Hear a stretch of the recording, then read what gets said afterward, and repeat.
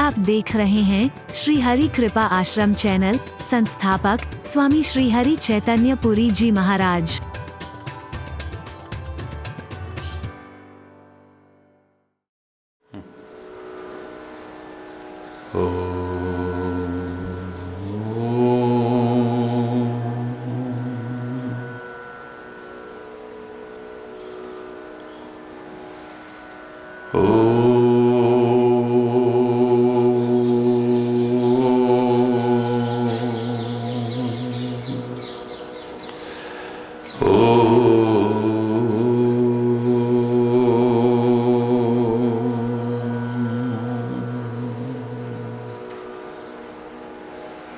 सर्वे भवन्तु सुखिनः,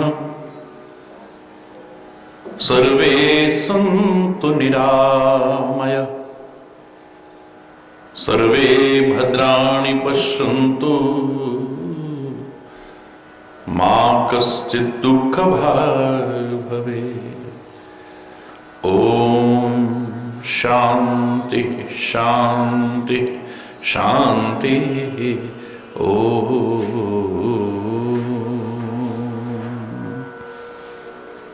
त्वमेव माताश्च पिता त्वमेव, त्वमेव बन्धुश्च सखा त्वमेव, त्वमेव विद्या द्रविणो त्वमेव, त्वमेव सर्वं मम देव देव। ॐ शान्ति शान्ति शान्तिः।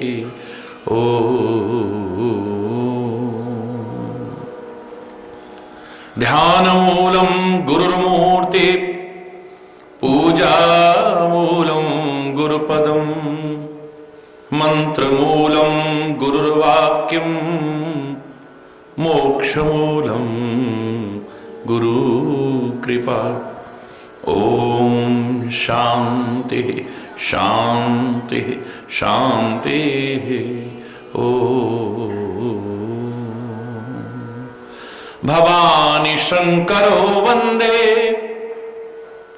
श्रद्धा विश्वास रूपिणो, याभ्यां विना न पश्यन्ति, सिद्धः स्वान्तस्तमीश्वरम्। ॐ शान्ति शान्ति शान्तिः।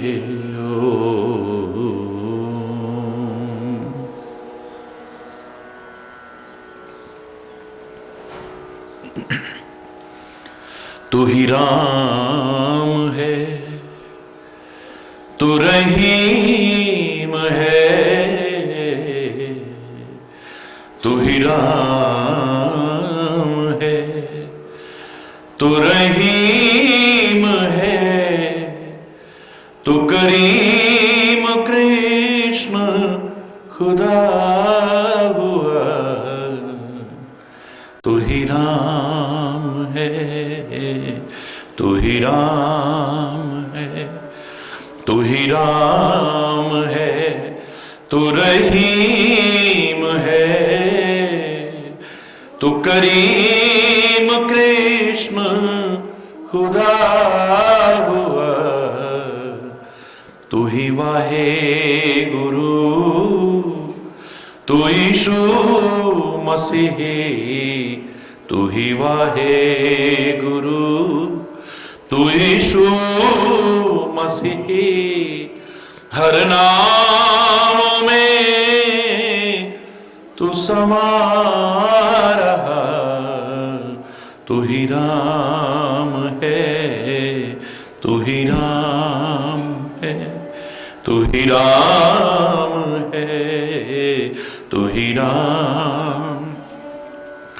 तेरी जात पात कुरान में, तेरा दर्श वेद पुराण में, तेरी जात पात कुरान में, तेरा दर्श वेद पुराण में।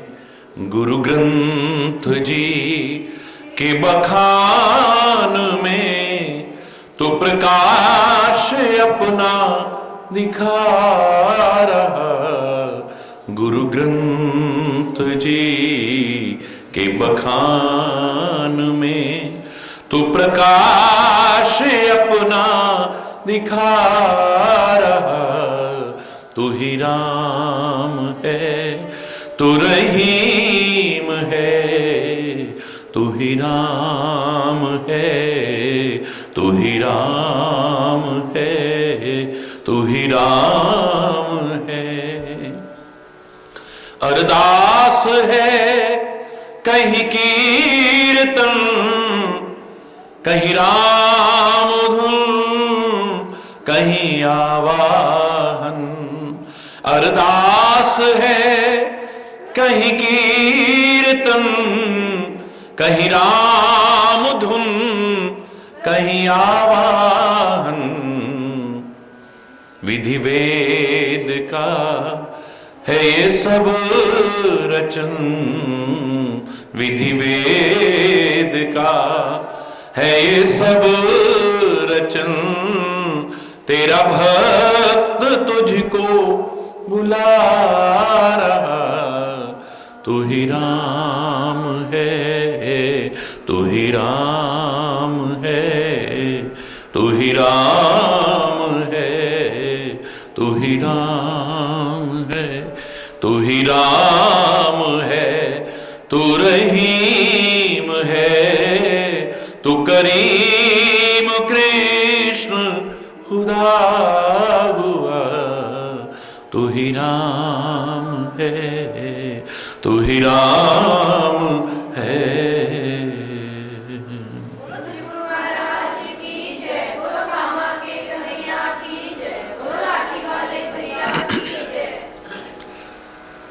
हरि बोल, हरि बोल।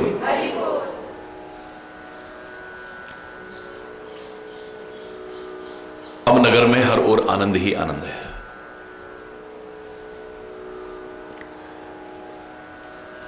कई बार गलत फहमियों के कारण हम अपने आनंद से वंचित रह जाते हैं, भ्रम से अपने आनंद से वंचित रह जाते हैं, संशय के कारण अपने आनंद से वंचित रह जाते हैं। और शिव के प्रति लोगों का यही संशय, भ्रम, संदेह अभी तक उन्हें आनंद से वंचित रखे हुए था। व्यथित थे सारे के सारे। और जैसे ही जाना है पार्वती को और शिव को, ये कोई साधारण बालिका नहीं है। और वो इस तरह से जैसे हम बावला पति समझे हुए हैं, वर समझे हुए हैं, ऐसा नहीं। वो साक्षात जगदीश्वर है और ये जगदम्बा है। जैसे ही मन में श्रद्धा आई है, विश्वास आया है, आनंद अपने आप ही उत्पन्न होने लग गया।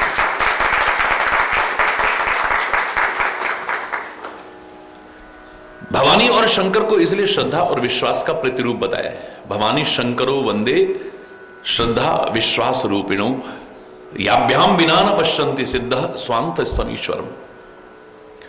परमात्मा अंतःकरण में स्थित है, लेकिन हमारे मन में श्रद्धा और विश्वास नहीं होगी, हम उसके दर्शन नहीं कर सकते हैं।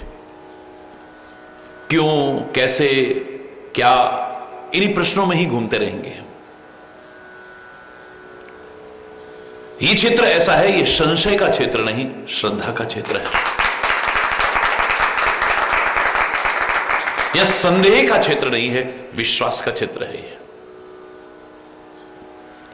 अंतःकरण में तो है ही, मैं कह रहा हूं साक्षात हमारे सामने भी खड़ा हो, लेकिन हमारे मन में विश्वास ही नहीं है। विभिन्न प्रकार के प्रश्न उल जलूल घूम रहे हैं, हम क्या लाभ उठाएंगे? क्या खाली अर्जुन ने ही दर्शन किए थे भगवान कृष्ण के? क्या मात्र पांडवों ने ही भगवान कृष्ण को देखा था? क्या दुर्योधन की नजरों ने भगवान कृष्ण को नहीं देखा था? क्या दुशासन ने नहीं देखा था? क्या शकुनी ने नहीं देखा था? क्या शिशुपाल ने नहीं देखा था? क्या जालंधर ने नहीं देखा था? क्या कंस ने नहीं देखा था? या अन्य ने राक्षस जो भगवान को मारने तक पर उतारू थे, क्या उन्होंने नहीं देखा था? हरि बोल। देख सब रहे हैं, लेकिन अब लाभान्वित कौन हुए? जो उन्हें पहचान सके। और मैंने एक बार कहा था, आप इसमें कहीं भी प्रश्न की गुंजाइश नहीं है। या तो जो सामने है उन्हें श्रद्धा और विश्वास से देखो, तो उनकी कृपा के अधिकारी बनकर के उन्हें पहचान सकते हो आप।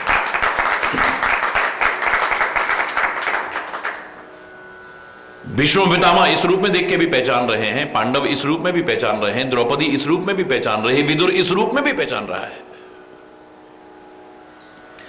या परमात्मा के दिव्य स्वरूप को अगर तुम समझना चाहो तो इन नेत्रों से नहीं पहचान पाओगे, दिव्य नेत्रों की आवश्यकता है। इन आंखों में विकार आ सकते हैं, गंदगियां आ सकती हैं, विभिन्न प्रकार की बुराइयां आ सकती हैं, लेकिन जो दिव्य दृष्टि है हमारी, उसमें किसी प्रकार का भी विकार प्रवेश नहीं कर पाता। दिव्यता ही दिव्यता है। उस दिव्य स्वरूप की छटा को अगर देखना चाहो तो दिव्य नेत्रों की आवश्यकता है। इन चमड़े की आंखों से तो चमड़ा ही दिखाई देता है, जिसे देख करके भगवान को भी सामने पहचान नहीं पाए लोग। कोई मायावी कहता रहा, कोई छलिया कहता रहा, कोई गंवार ग्वाला ही कहता रहा, शिशुपाल जैसे 100 गालियां देते रहे, विभिन्न राक्षसों ने जान से मारने का ही प्रयत्न करते रहे। हरि बोल। पहली बात तो या तो अपने जीवन को इतना दिव्य बना लें, दिव्यता के उस स्तर पर उठा लें जिस स्तर पर बैठे लोगों को हम पहचानना चाहते हैं। एक संत को हम पहचानना चाहें, दुष्ट बनकर के कभी नहीं पहचान पाएंगे। तुम खुद संत बन जाओ, सामने वाला संत है ही नहीं, तुम्हें पता चल जाएगा। संत को पहचानना हो, संत को परखना हो, संत को जानना हो तो संत बनना पड़ेगा पहले। हरि बोल। महापुरुष को पहचानना है तो महापुरुष के स्तर पर आना पड़ेगा आपको। परमात्मा को पहचानना है तो परमात्मा तत्व के उस स्तर पर आना पड़ेगा आपको। अन्यथा परीक्षाएं भी लेके देख लेना, भगवान भी फेल हो जाएंगे, महापुरुष भी फेल हो जाएंगे, संत भी, अरे हमने खूब देख लिया, कुछ नहीं है। हरि बोल। नहीं, हमने तो कोई परीक्षा लेकर के देखा है। खरदूषण का वध हुआ, जैसे ही रावण के मन में आया खरदूषण मेरे समान बलशाली हैं, उन्हें भगवान के अलावा कोई मार नहीं सकता है। तिन्हें ही की मार ही बिनु भगवंता, भगवान के बिना खरदूषण को कोई मार नहीं सकता है। लेकिन जब तक मैं अपनी आंखों से ना देख लूं, मैं कैसे मान लूं ये भगवान है?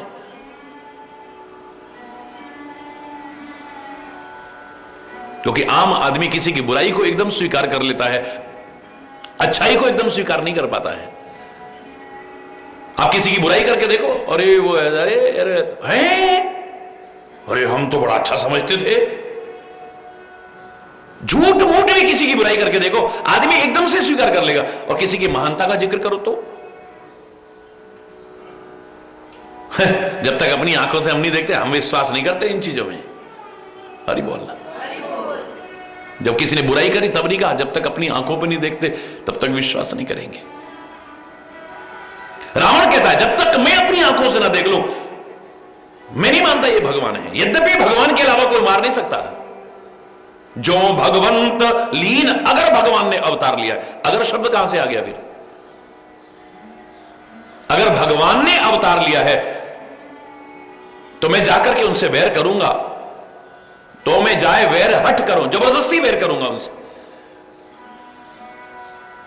प्रभु सर प्राण तजे भव तरहूं, भगवान के बाणों से मर करके भव सागर से पार हो जाऊं।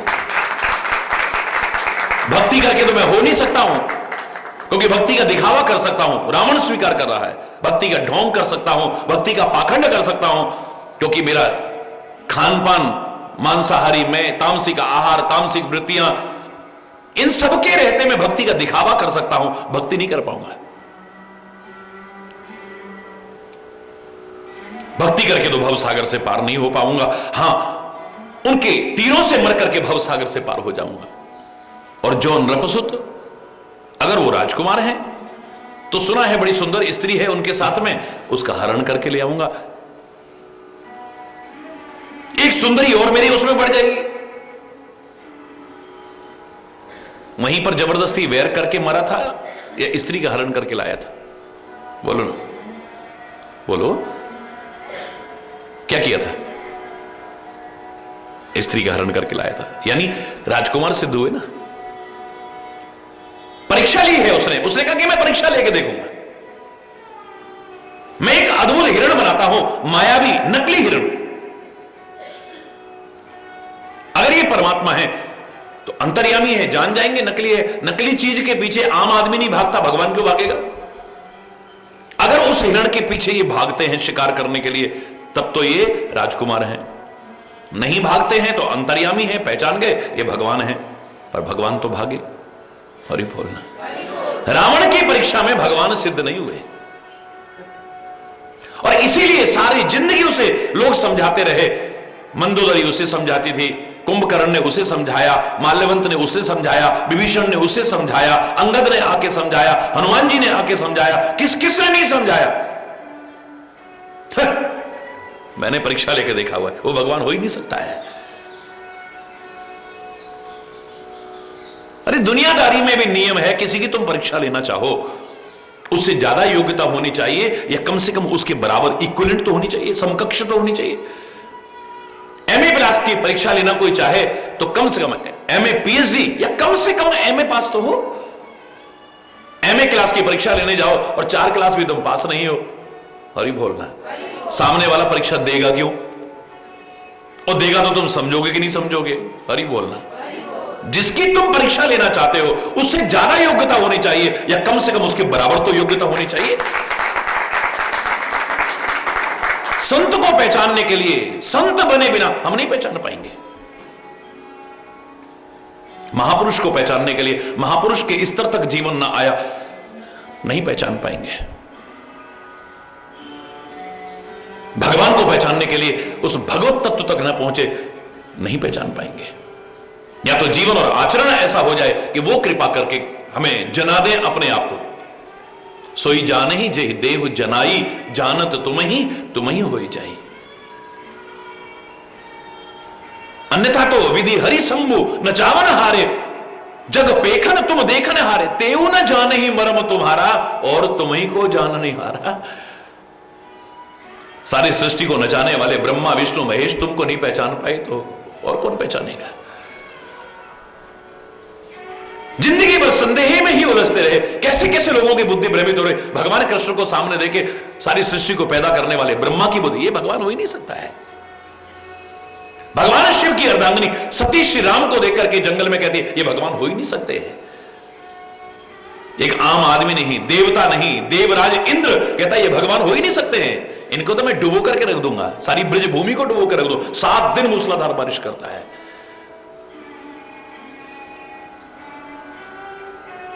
जब ऐसे ऐसे लोग नहीं पहचान पाए तो तुम हरि बोलना, जोर से बोलना। या तो दिव्य नेत्र हो हमारे, और दिव्य नेत्र कौन प्रदान करता है? या तो परमात्मा कृपा करके प्रदान करें। अर्जुन ने भी कहा था, हे केशव, मैं आपका वो दिव्य स्वरूप देखना चाहता हूं, आपका विराट रूप देखना चाहता हूं। भगवान कृष्ण बोले कि इन चर्म नेत्रों से तो ये शरीर ही दिखेगा जिसको सब देख रहे हैं, पर कितने पहचान पा रहे हैं लोग? ये स्वरूप तो मैं देख रहा हूं प्रभु, मुझे उस दिव्य स्वरूप की छटा चाहिए आपकी। बोले उस दिव्य स्वरूप को देखने के लिए तो दिव्य नेत्रों की आवश्यकता है। हे केशव, जब मैंने अपना सब कुछ आपको सौंप दिया, अब दिव्य नेत्र प्राप्त करने के लिए कहां जाऊंगा मैं? आपसे ही प्रार्थना है कि कृपा करके मुझे दिव्य नेत्र प्रदान करो, जिससे मैं आपके दिव्य स्वरूप की छटा देख पाऊं। गीता में पढ़िए भगवान कृष्ण क्या कहते हैं, दिव्यम ददामि ते चक्षु पश्चिमे, मैं ही तेरे को दिव्य नेत्र प्रदान करता हूं। हे कुंती पुत्र, मेरे दिव्य स्वरूप को देखो तुम। भगवान श्री कृष्ण ने कृपा करके जैसे अर्जुन को वो दिव्य चक्षु दिए और दिव्य स्वरूप दिखाई दे गया, या तो परमात्मा कृपा करे तब दिव्य चक्षु हमारे खुल सकते हैं, या सदगुरु कृपा करे। जैसे व्यास ने संजय को प्रदान किए दिव्य नेत्र, ऐसा नहीं कि कृष्ण नहीं दिए हो, भगवान श्री कृष्ण ने ही प्रदान किए हो। संजय को किसने प्रदान किए? व्यास जी ने प्रदान किए। और यहां तो भगवान कृष्ण ने अर्जुन को प्रदान किए, तो यहां देख रहा है गुरु तो और 2 कदम आगे है, वहां बैठा बैठा संजय वो देख रहा है जो यहां अर्जुन देख रहा है, वहां बैठा बैठा देख रहा है।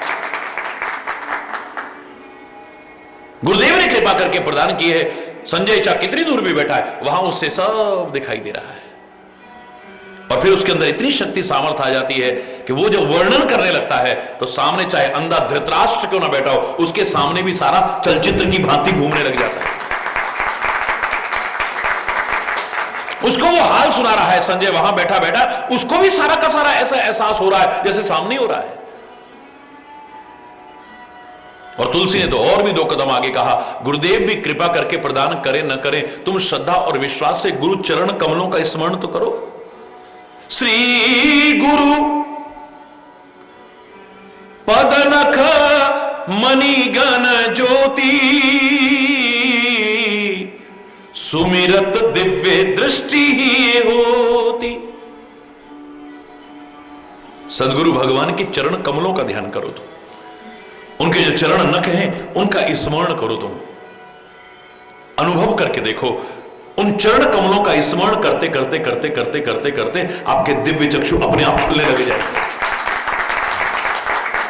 हरि बोल।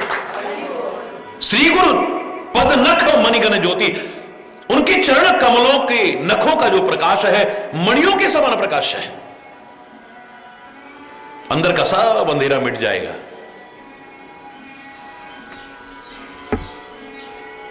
सूर्य का प्रकाश हर क्षण हम लाभ नहीं उठा सकते, हमारे आगे से सूर्य आगे बढ़ जाता है तो फिर अंधेरा छा जाता है। चंद्रमा का प्रकाश हर समय हमें नहीं मिल पाता है, अन्य जितने भी ज्योतिपुंज हैं उन सब का प्रकाश हमेशा सदा सर्वदा हम नहीं प्राप्त कर पाते हैं। इसलिए उपमा गुरु चरण कमल के नखों की काहे से दी है? मणियों से, क्योंकि मणि का प्रकाश हमेशा ही बना रहता है। हरि बोलना।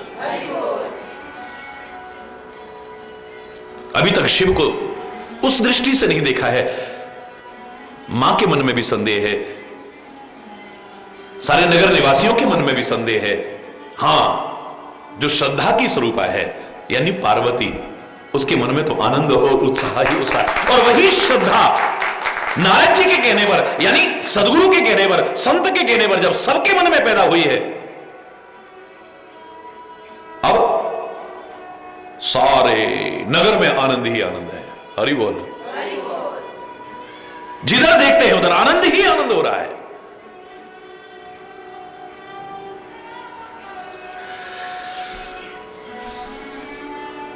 जो नार होती है, हरि बोल, जिस भवन में सारी जगत की माता जगदम्बा निवास करती हो, क्या वर्णन कर सकते हैं वहां के। सब बारातियों को बुलाया,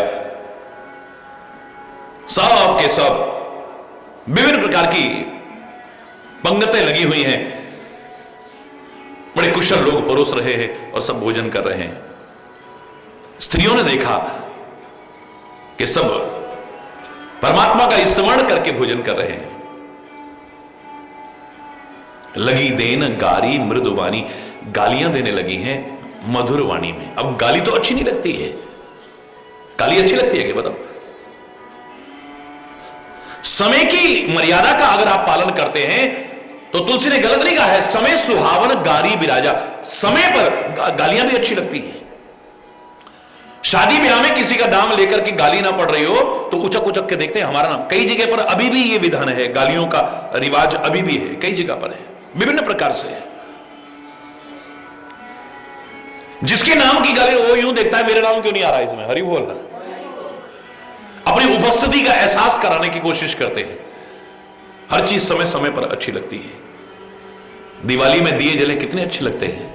होली के अवसर पर आपके गाल पे गुलाल लगी हो, रंग लगो, कितने सुंदर लगते हो आप। आगे पीछे अच्छे लगोगे। हरी बोल। हर चीज समय पर अच्छी लगती है। इससे ज्यादा समय की मर्यादा का और क्या हो सकता है। समय सुहावन गारी विराजा। समय पर तो गाली भी शोभायमान होती है, जबकि गाली अच्छी नहीं होती है। श्री राम जब भी कुछ बोले हैं, देश काल अवसर अनुहारी बोले राम। उनके साथ ये पुनरावृत्ति दोष नहीं है। रामायण में अनेक जगह पर जब भी श्री राम बोले हैं, ये पंक्ति बार बार जोड़ी जाती है। क्या? देश काल अवसर, इन सब का ध्यान में रख के बोलते हैं। कहां पर हैं उसके हिसाब से बोलते हैं। मौका क्या है उस हिसाब से बोलते हैं। अब राम नाम सत्य को बुरी चीज है क्या? बताओ है भाई, वाक्य को बुरा तो है नहीं। राम का नाम सत्य ही है, असत्य तो हो ही नहीं सकता है। लेकिन किसी शादी में जाके बोल दो तो है, बोलो ना। किसी के बच्चे का जन्मदिन हो रहा हो, वहां जाके बोल दो। हालांकि हमने ही बेवकूफी भरा अपना एक वो बनाया कि हम इस वाक्य को खाली मृत्यु के समय ही याद करते हैं, जबकि वाक्य तो ये तो दिव्य मंत्र है। ये तो राम का नाम सत्य तो हमें हमेशा लगना चाहिए, बाकी सब असत्य ही लगना चाहिए और इस सत्य की ओर ही अग्रसर होने की कोशिश करनी चाहिए। लेकिन हम नकारते रहते हैं, बस उस समय थोड़ी देर याद करते हैं बस। लेकिन आपने एक नियम बना लिया है कि उस समय बोला जाता है जब किसी मृतक के साथ जाते हैं, तो शव यात्रा में जाते हैं, तो उस समय जो नहीं भी बोल रहा होगा उससे भी इशारा करेंगे, तू भी बोल भाई। लेकिन शादी में आके कोई बोल दे तो हरि बोलना। हर चीज समय पर अच्छी लगती है। जितने महापुरुष हैं, जितने वो देखते मौका देखते हैं कि इस समय में क्या बोलना चाहिए, इसलिए सफल होते हैं वो। हमें यह समझने कि किस समय क्या बोलना है। दिन भर का पति थका हुआ आएगा और हमारी कई बहनें, कई माताएं, बड़ा सम्मान है नारी का तो, लेकिन उस समय मूर्खता करेंगे। वो वैसे भी थका आया, कई टेंशन लेके आया, आज मेरे को माता जी ने ऐसा कह दिया, उसने ऐसा कह दिया, जेठ जी ने ऐसा कह दिया, जेठानी ने ऐसा कह दिया, देवर ने मेरा ऐसा अपमान कर दिया, फलाना। बैठने तो दो भाई 2 मिनट, हरि बोलना। दिन भर का रोना धोना, रोना धोना, अब कैसे उस घर में शांति रहेगी बताओ। मौका नहीं देखा, कुछ नहीं देखा। अच्छा वाला आदमी भोजन कर रहा है, उस समय अपना सारा दुखड़ा लेके बैठ जाएंगे, उस समय अपनी सब शिकायतें लेके बैठ जाएंगे, चाहे वो लाख जोड़े, पहले भोजन तो कर लें दो। नहीं, पहले इस बात को पूरा करो।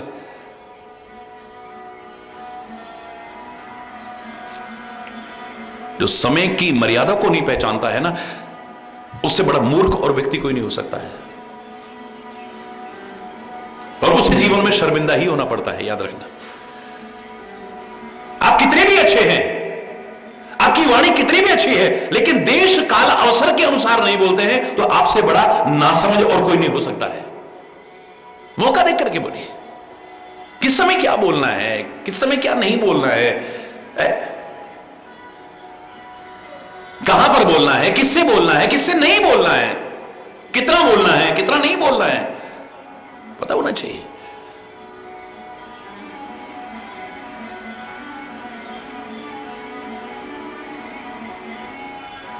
हरि बोलना। समय पर अच्छा लगेगा। एक तो समय की मर्यादा को पहचानो, समय की कीमत को पहचानो। निकला हुआ एक क्षण भी ये वापस नहीं लौटता है, अनमोल समय, इसकी कीमत नहीं आंक सकते आप।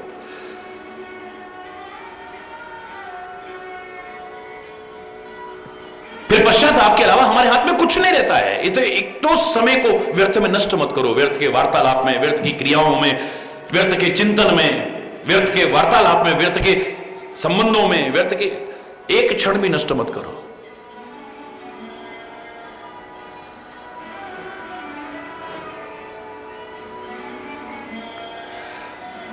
जो समय के मोल को पहचानता है उसका जीवन अनमोल बन जाता है। पहले टाइम बर्बाद करते रहे, अब पेपर आ गए, अब एंड टाइम पे रोना धोना मच रहा है। हरि बोलना। यही तुमने समय पे किया होता तो आफत आती क्या? सारा साल तो बर्बाद कर दिया। तब तो हमें टीवी पे अच्छा लगता था, उस पे अच्छा लगता था, इंटरनेट पे अच्छा लगता था, कंप्यूटर पे बैठना अच्छा लगता था, मोबाइल पे खेलना अच्छा लगता था, ये सब अच्छा लगता था। जब जो करना चाहिए था तब नहीं किया। तो अब क्या है? घबराहट, आशंकाएं, क्या कहते हो, एग्जामोफिलिया हो जाता है फिर। अरे बोलना, बच्चों को बड़ी ये बीमारी आम हो जाती है ये एग्जाम के टाइम में। अरे बोल, अगर समय के महत्व को आप पहचाने, समय पर हर काम करें, कभी भी ना तो आपको शर्मिंदा होना पड़ेगा, ना पश्चाताप और ग्लानि का सामना करना पड़ेगा, और असफलता कभी नहीं मिलेगी आपको, सफलता मिलेगी। याद है, समय पर हो। ऐसा नहीं कि कई बार आप समय के महत्व को नहीं जानते हो, जानते हो। समय पर आपका विवाह ना हो, आपके बच्चों का विवाह हो, कैसा लगता है आपको? बहुत बुरा लगता है।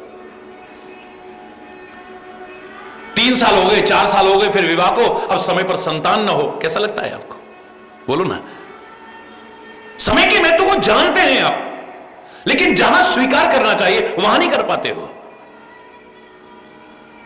समय पर रोजगार ना लगे, समय पर सही नौकरी ना लगे, कैसा लगता है आपको? 2 साल हो गए, 3 साल हो गए, चक्कर काटते काटते, फार्म भरते भरते, कैसा लगता है?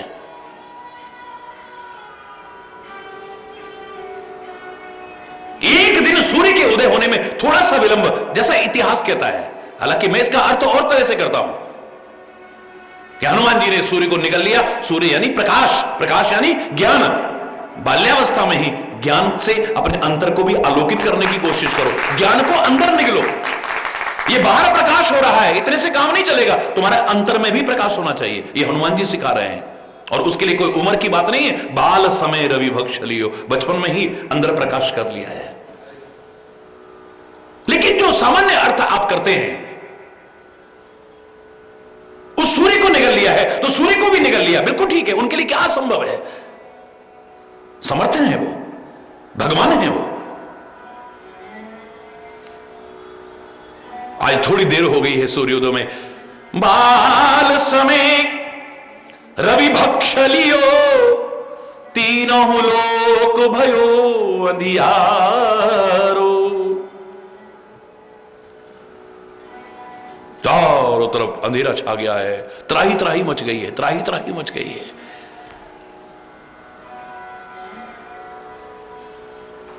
समय पर सूर्य उदय ना हो, क्या हालत हो जाए। समय पर बारिश ना हो, कैसा लगता है। समय पर गर्मी ना पड़े, कैसा लगेगा।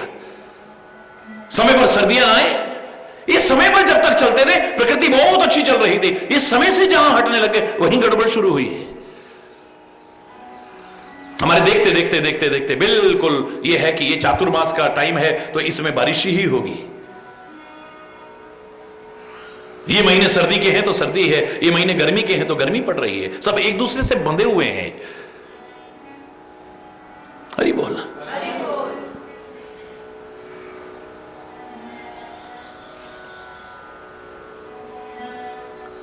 कोई भी राजा धनुष को हिला भी नहीं पा रहा है, सब परेशान है। तो सीता जी की भी बहुत बुरी हालत है। अब क्या होगा, अब क्या होगा। धनुष यज्ञशाला में अभी तक श्री राम नहीं उठे, लेकिन अब देखा कि जिस सीता के लिए मैं इतना कर, उसकी अंतर स्थिति इस समय ठीक नहीं है। अगर मैंने जरा भी विलंब कर दिया, समय पर यह काम ना किया, तो क्या होगा, सीता के प्राण भी जा सकते हैं। हरि बोलना। का वर्षा, तुरंत शब्द देखिए श्री राम क्या कहते हैं अंतर में, अंतर में कह रहे हैं का वर्षा जब कृषि सुखाने। बोलो, का वर्षा जब कृषि सुखाने, समय चुके पुनिका पछताने। समय चुके पुनिका पछताने। का वर्षा, खेती सूख गई, अब बारिश होती रहे, क्या फायदा है उसका। हरि बोलना। आपका बीज भी जल करके खाक हो गया है। अब इसके बाद पानी तो क्या अमृत भी बरसे, कुछ नहीं होने वाला है।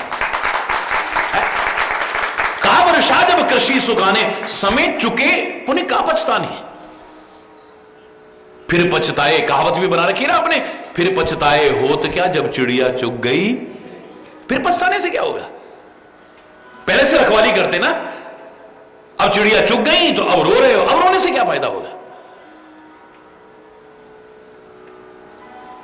भगवान तक को समय की दुहाई देते हैं हम। एक भक्त भगवान को भी सुनाने में नहीं चूकता है। अरे बोला भगवान से भी कह देंगे हम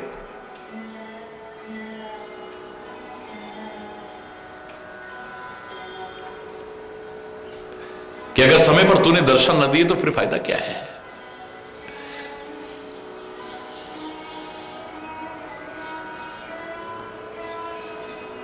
जब डूब गए भवसागर में तब नाविक नाव को लाया तो क्या।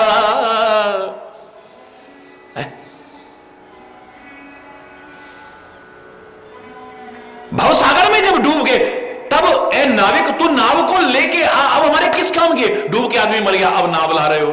अरे बोल,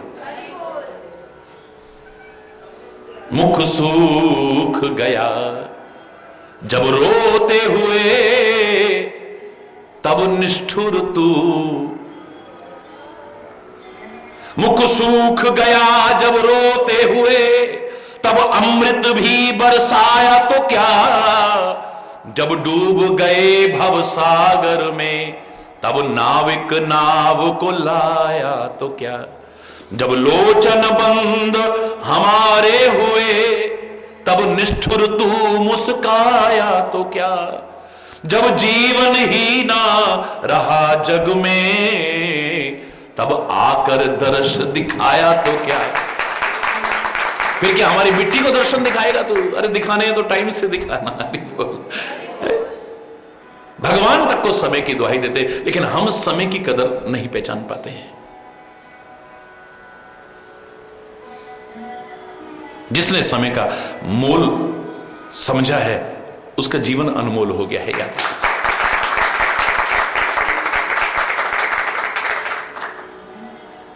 पाकर मानुष का ये तन किया ना हरि का भजन। तन मानुष पाने का फायदा, तन मानुष पाने का क्या क्या मैं नहीं बोल रहा हूं, क्या अपने आप जोड़ लेना, फायदा पाकर मानुष का ये तन पाकर किया ना हरि का भजन। तीर्थ यात्रा गया, तीर्थ यात्रा गया, यदि मन का मैल ना गया, यदि मन का मैल ना गया तो तीर्थ जाने का इसी में प्रश्न है, इसी में उत्तर है, खुद खोजो। तो तीर्थ जाने का फायदा पाकर मानुष का ये तन, पाकर मानुष का ये तन किया ना हरि का भजन, किया ना। हर एक श्वास अनमोल है, एक एक श्वास कितनी कीमत है इसकी बताओ। सारी दुनिया की दौलत इकट्ठी कर लो, एक श्वास नहीं मिल सकता। हरि बोल है, हर एक श्वास अनमोल है, हर एक श्वास अनमोल है। हीरे मोती से भी ऊंची तोल है, हीरे मोती से भी ऊंची तोल है। करके संतों का भी संग चढ़ाना कोई उनका रंग, चढ़ाना तो सत्संग आने का फायदा, तो सत्संग आने का फायदा पाकर मानुष का ये तन, पाकर किया ना हरि का भजन, किया ना। मन में बदले की आग है, मिलके बोलो। मन में बदले की आग है, मन में बदले की, किया तृष्णा से ना वैराग है,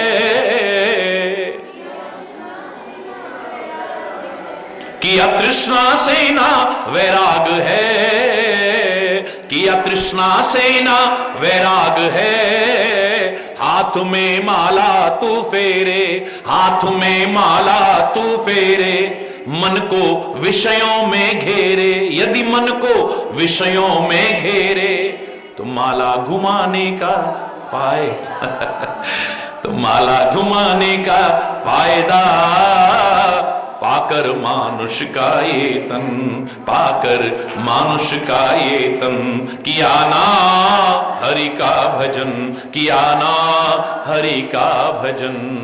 सागर जैसा मन साफ कर, सागर जैसा मन, दुनिया भर की गंदगी भरी है, हरि बोलना। सागर जैसा मन साफ कर, नदियां तो प्रदूषित कर दी, अब तो सागर की बात करनी पड़ेगी। सागर जैसा मन साफ कर, सागर जैसा मन, तन मन से परमार्थ कर, तन मन से परमार्थ कर। यदि तू सोया रहा अचेत, यदि तू सोया रहा अचेत, तो चिड़िया चुग जाएंगी खेत, तो चिड़िया चुग जाएंगी खेत, चिड़िया फिर पछताने का, हरि बोल, फिर पछताने का फायदा, पाकर मानुष का ये तन, पाकर मानुष का ये तन, किया ना हरि का भजन, किया ना हरि का भजन।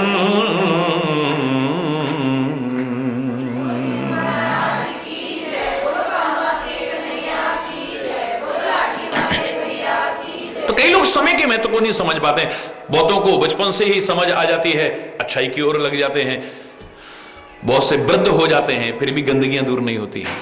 हरि बोलना, जोर से बोलना। फिर भी अच्छाई के रास्ते पर नहीं चल पाएंगे, सत्य के रास्ते पर नहीं चलेंगे, भक्ति के मार्ग पर नहीं। मेरे को याद है एक मंदिर का उद्घाटन करा रहे थे लोग, अब मैं कौन होता हूं वैसे उद्घाटन करने वाला मंदिर का। इस ओर आकर के तो हमारे अंतर की अच्छाइयां उद्घाटित होती हैं, हम क्या, लेकिन व्यवस्था के अनुरूप आपके महाराज जी के हाथों उद्घाटन करा रहे थे। प्राण प्रतिष्ठा पूर्ण हुई, आरती चल रही थी, भीड़ काफी लगी हुई थी। ये सच्ची घटना है, बहुत पुरानी।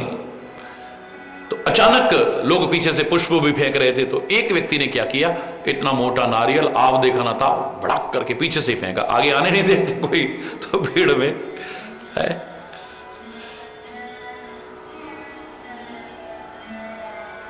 इतनी जोर से फेंका कि हम लोग तो बच गए, लेकिन भगवान का वो स्वरूप भी बच गया, पर नीचे आके फूट गया वो नारियल। सीखने वाला व्यक्ति हो तो कहां से नहीं सीख सकता है, ये मैंने अनुभव किया है।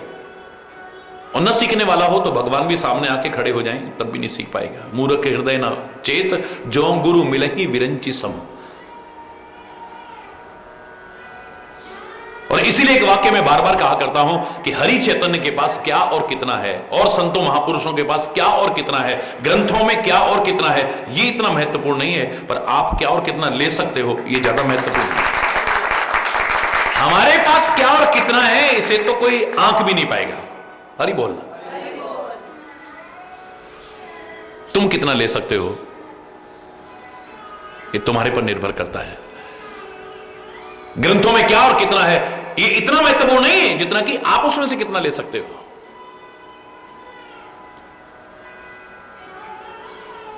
सीखने वाला व्यक्ति हो, गुणग्राही व्यक्ति हो, मिट्टी का एक कण कण सिखा सकता है। दत्तात्रेय के जो 24 गुरु जिनसे शिक्षा ली, वो कोई ऋषि मुनि महर्षि नहीं थे। कहां कहां से नहीं सीखा है, कहां कहां से नहीं सीखा है।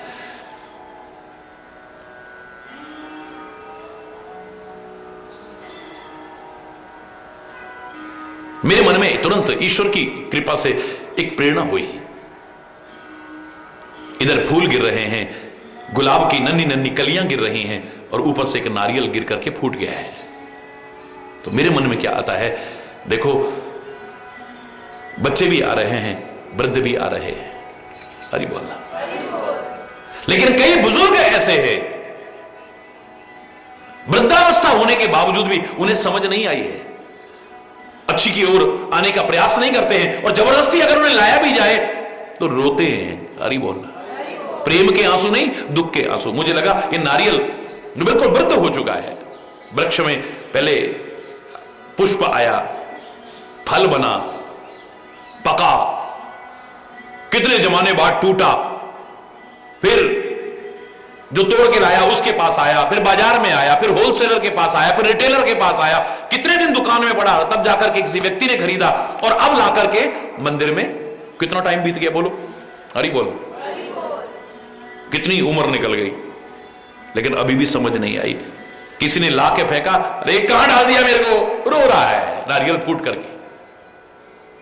और उसी समय मैंने देखा एक नन्ही सी कली आकर के प्रभु के चरणों में गिरी, पीछे से किसी ने डाली। वो बड़ी आनंदित हो रही है। अभी उसकी क्या उम्र थी, अभी तो डाली पर आई थी, पकी भी नहीं थी, अभी तो फूली भी नहीं थी अभी तो। लेकिन कह रही धन्यवाद देती हूं उनको जिन्होंने मेरे को समय से ही भगवान के चरणों में अर्पित कर दिया। नन्ही सी कली इतनी प्रसन्न हो रही है, लेकिन बुढ़ा हो चुका नारियल अभी तक रो रहा है, हरि बोलना। नहीं आई समझ अभी तक। समय रहते हैं, और इस ओर आने का कोई निश्चित ये नहीं है कि साहब जब समय आएगा तब भगवान का आएगा, नहीं आएगा कोई गारंटी नहीं है। क्षण भंगुर जीवन की कलिका, कल प्रातः को जानने के लिए जब समझ आ जाए तब आ जाओ। अच्छाई की ओर आने का कोई समय सुनिश्चित, जब समझ आ जाए तब आ जाओ। महाराजा दशरथ के मन में आया कि राम को राज तिलक कर दूं, राज्य सिंहासन पर बैठा दूं। उन्होंने राज्य सिंहासन पर बिठाने की सोची, आप अपने हृदय सिंहासन पर बिठाने की सोचो, जब आ जाए समझ तब बिठा लो बस। गुरुदेव ने साफ साफ कहा पूछने पर कि गुरुदेव कोई मुहूर्त बताइए। उन्हें कहा सुदिन सुमंगल तब ही जब राम होए जुबराज। वही दिन शुभ है, वही घड़ी शुभ है, वही नक्षत्र शुभ है, वही वार शुभ है, वही लगन शुभ है, वही मुहूर्त शुभ है, जब बिठा लो, हरि बोलना। अच्छा मंत्री भी यही सलाह देगा, हे सुमंत्र जी आप बताइए मैं क्या करूं, मेरे मन में ऐसा ऐसा आया है, और गुरुदेव ने भी ऐसा ऐसा कहा है। सुमंत्र यानी अच्छा मंत्र, अच्छी सलाह देने वाला। वो क्या कहता है, जग मंगल भल काज विचारा, बेगिए नाथ न लाइए वारा। आपने संसार की भलाई के लिए बहुत अच्छा सोचा है, अपनी भलाई भी और साथ में संसार की भलाई के लिए। बेगिए यानी जल्दी करो, न लाइए बारा, इसमें देर मत करो, क्योंकि शुभ को कभी टालने की कोशिश मत करो। कब कोई व्यवधान आ जाए, और अशुभ को जितना हो टालने की कोशिश करो, बच जाओगे। अरे बोलो, शुभ काम को कभी कल पर नहीं टालो। जो लोगों ने कहा भी था, काल करे सो आज कर, आज करे सो अब, पल में परलय होएगी, बहुर करेगो कब। महाराजा दशरथ से जरा सी गलती हो गई, ज्यादा लंबा नहीं टाला था, बस कल पे टाल दिया था। गुरुदेव ने कहा कि तुरंत कर दो, मंत्री ने भी कहा कि तुरंत कर दो। वो कहते राम ही काल देहु युवराजो, राम जी को कल मैं युवराज पद दे दूंगा, हरि बोलना। कल कल करते काल आ जाएगा, लेकिन जो तुमने सोचा है वो है। कल कहकर, कल तो नाम ही काल का है, काल आ गया, लेकिन वो नहीं हो पाया जो महाराजा दशरथ चाहते थे, हरि बोलना।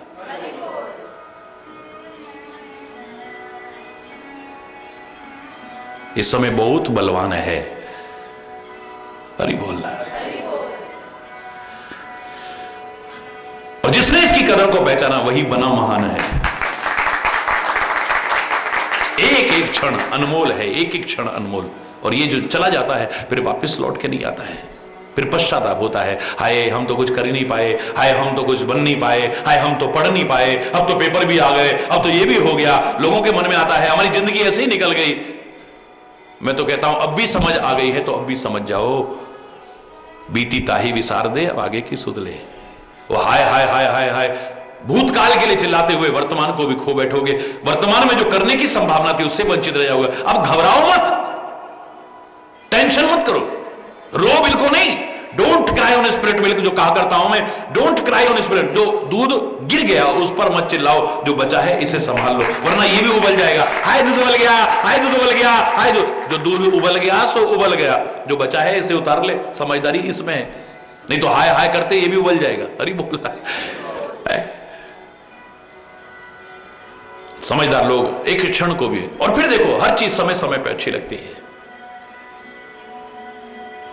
महापुरुष हैं, इनकी शरण में आकर के ये जो 4 बाधाएं आती हैं ये दूर हो जाती हैं, बिल्कुल ठीक है। बाकी तो फिर वो अपवाद है। बाकी सामान्यतः इन 4 चीजों में व्यक्ति घिरा हुआ है और इनकी मर्यादा का पालन करना चाहिए। काल, कर्म, स्वभाव, गुण घेरा। मैंने उस दिन कहा ना, पार्वती जब अवतार लेकर के आती हैं तो वहां पर ये चारों चीजों का असर खत्म हो जाता है। सब फलों वृक्षों में फल लग गए हैं, ऋतु और कुरित काल गति त्यागी, मनी कान का प्रभाव खत्म। राम जी चित्रकूट में आए हैं, सब फल फूल होने लग गया, जो अभी समय भी नहीं था, ऋतु नहीं थी, कुछ नहीं, सब फलने बोलने, काल का प्रभाव खत्म। हरि बोलना, ये अपवाद है। ये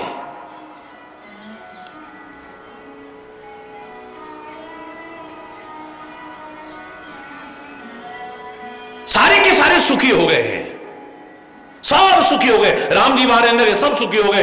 महापुरुषों का कहा वहां सब सुखी हो गए। पार्वती जब आई है हिमाचल में, सब सुखी। सब सुखी, सब सुखी कैसे हो सकते हैं? किसी के अच्छे कर्म है, किसी के बुरे कर्म है, और कर्मों का फल अवश्य में भोगना पड़ेगा। कैसे बच जाओगे आप? यानी कर्म का प्रभाव भी खत्म है। ऐसों की सन्निधि में आकर के जिन कर्मों के कारण दुख उठाने थे उनसे भी बच गए। सीधे सीधे है, प्रामाणिक है। काल, कर्म, स्वभाव। सिंह और हिरण का स्वभाव एक नहीं हो सकता है कभी भी, है? सिंह अपने स्वभाव का परित्याग नहीं कर सकता है, हिरण आएगा उसको मारेगा, खाएगा।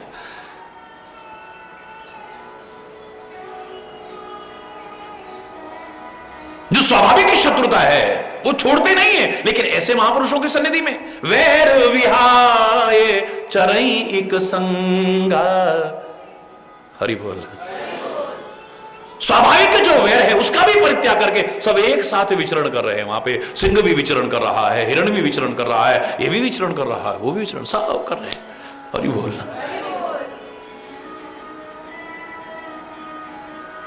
काल, कर्म, स्वभाव, गुण। पर्वत का गुण क्या है? कठोरता। तो इसमें स्वाभाविक आनी चाहिए थी ना पार्वती में। अच्छाइयां जितनी है वो सब ले ली है, लेकिन ये जो है स्वाभाविक गुण है कठोरता, उसकी उसने नहीं अपनाई है। इसका स्वाभाविक गुण है कि वो जड़ है। पर्वत क्या होता है? जड़ होता है। न जड़ता अपनाई है, न कठोरता अपनाई है। इसे तो हम मां कहते हैं। ममता और वात्सल्य के वो दर्शन होते हैं। क्या है?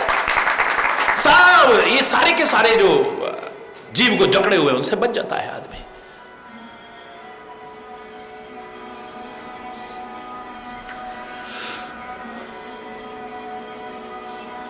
बाकी समय के महत्व को स्वीकार करना चाहिए और हर चीज समय पर ही अच्छी लगेगी।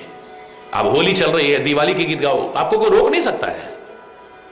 कौन मना करेगा आपको? आप अपनी मर्जी के मालिक हैं, गा रहे हैं, आप गा रहे हैं, क्या दिक्कत है?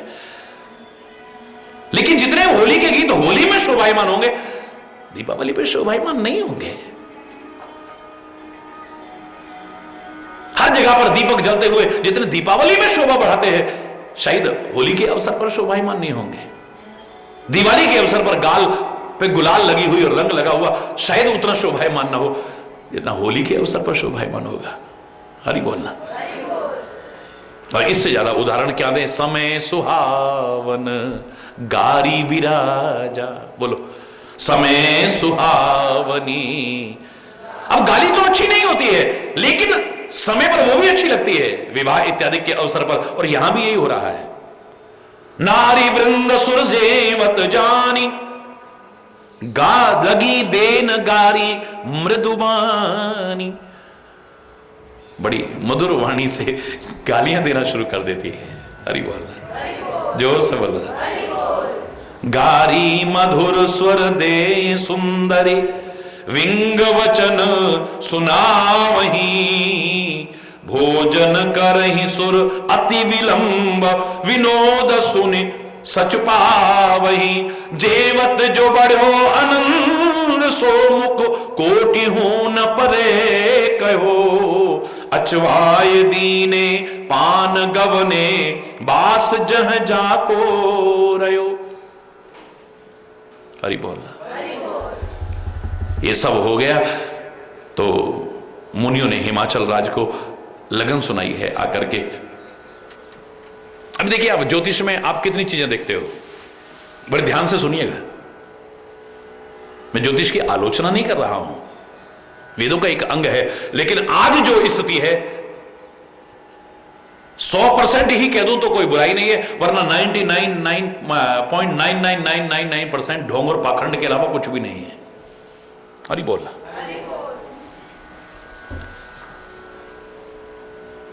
मूर्ख बना रहे हैं और कुछ भी नहीं। गणना है और कितनों को आती है ये सब जानते हैं। ये जितने दुकानें लगा करके बैठे हुए हैं तुम्हारा भविष्य बता, उनको अपना भविष्य नहीं पता, तुम्हारा क्या बताएंगे। हरि बोल।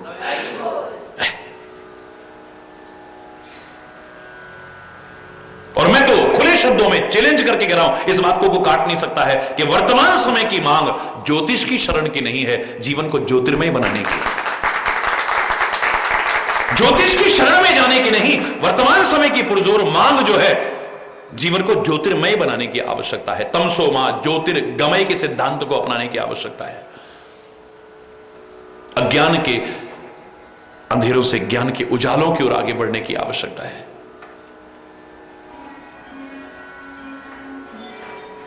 परमात्मा को जब आप अपने हृदय में निवास दोगे ना, मैं खुले शब्दों में कह रहा हूं,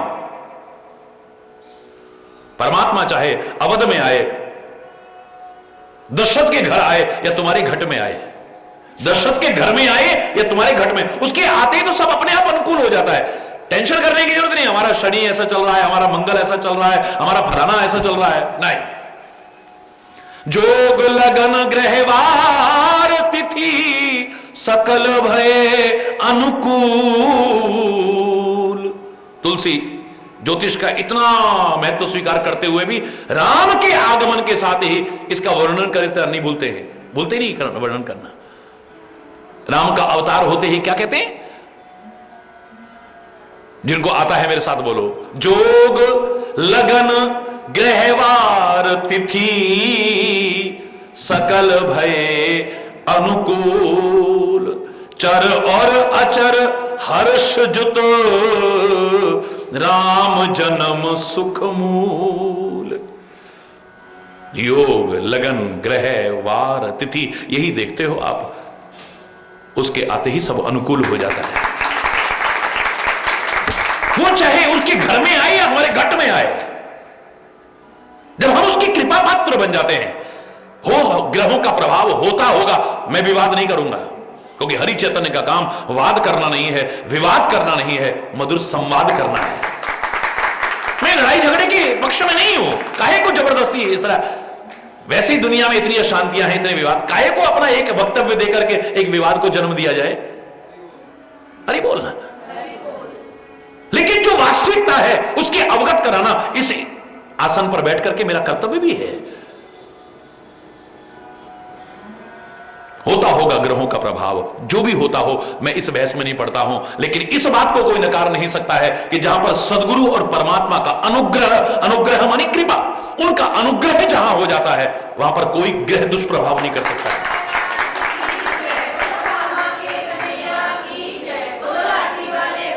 जब परमात्मा और सदगुरु का अनुग्रह अनुग्रहक हो जाता है, ग्रह का दुष्प्रभाव, बोलो।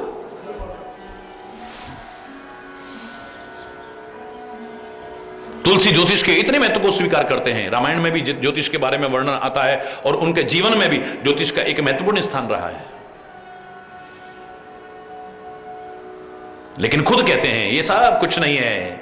जब जानकी नाथ सहा, विनय पत्रिका में पद पढ़िए, सब ये मंगल सो बृहस्पति गुरु ये सब का प्रभाव एक तरफ है। जब जानकी नाथ सहाय करे तब कौन बिगाड़ करे नर तेरो। जानकी नाथ सहाय करे, जब मेरा जानकी नाथ सहायता करता है ना तो कोई भी कुछ दुष्प्रभाव नहीं डाल सकता है।